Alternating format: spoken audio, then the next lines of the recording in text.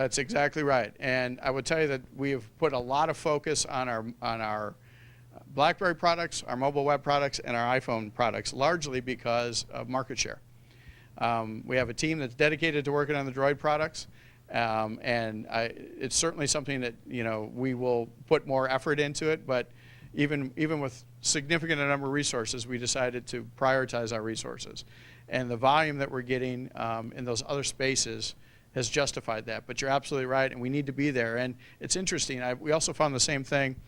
We were a little reluctant to get into Twitter, largely because, well, philosophically, part of the earlier discussion, I don't think everybody fully thought out the ramifications of why would we just send people off our site to get content. And there actually are some benefits to that. But as a result, because we were a little slow in putting out official Twitter feeds, there were a ton of people that were taking our RSS feeds and serving them up as ESPN News headlines on Twitter. And that was sort of ringing the bell. I thought, geez, people are so anxious for us to do it that they're doing it themselves. So those are good signals, and that's a great point. We will be more active in that space. Yeah. You see there being more on the local sites. You see there being even regional sites where you maybe do ESPN Big12.com or ESPN SEC. I mean, is there that down the road? Do you see? Again, in all honesty, we haven't committed to anything beyond the 5 sites that we've done. But speaking theoretically, does that make some sense? Yeah, it might make some sense. My beloved home state of Wisconsin, I'm not sure we're going to do ESPN Milwaukee. We might do ESPN Wisconsin and take account for the Packers and the Brewers and the Bucks and the Badgers all in one fold, because we may not have the market size just in Milwaukee. ESPN Florida, I don't know. Does that make more sense than ESPN Miami or ESPN Orlando? Those are all great questions. I think it makes some sense. I also think, though, that, and again, just being candid without talking about too much of our strategy, I think there's a level too. There's a threshold of how low we can go where it sort of makes business sense for us. We have great radio station partners in a lot of markets. Really, Chicago launched in large part because our radio station was looking for a new way to sort of jazz up their content, and they had a fairly average website. And we thought, well, we got all this great Chicago content in here. Why don't we just make that available and easy to find? And that sort of sprung to the conversation. That may not be true in every market. And I think it's a matter of sort of looking where the business goes, what the audience says.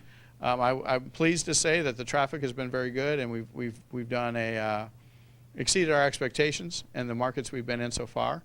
And again, as a national editor, it thrills me to no end to know that I've got editors and writers now across the country regionally that can serve our national product. And oh, by the way, it's not just me, it's also ESPN Television. So Richard Durrett, who covers the Rangers for us for ESPNDallas.com, can go on SportsCenter tonight and talk about the Rangers.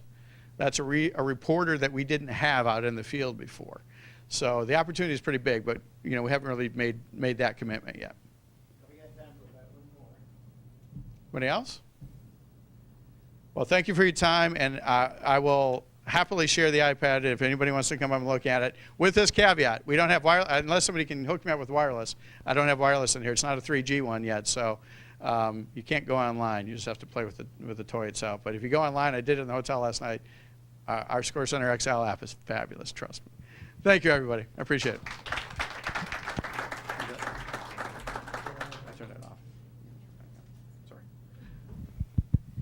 Okay, good. Pat, that was great. Thanks, sir. Enjoyed you coming, and that was a fantastic presentation. We're at a part of the program now where we're trying to ask you guys to help us out a little bit and tell us about things that you're doing that maybe we didn't talk about during the session today. Has anybody got something they want to share about something they've been working on or doing, or even something that one of the speakers talked about, that some application that y'all have been using it in? Have we burned you out?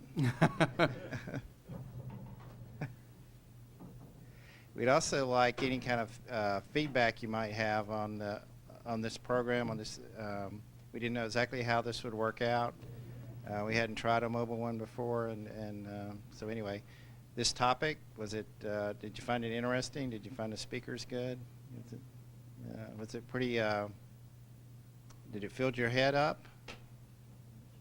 Okay. Well, do you want to say any closing words, Jack?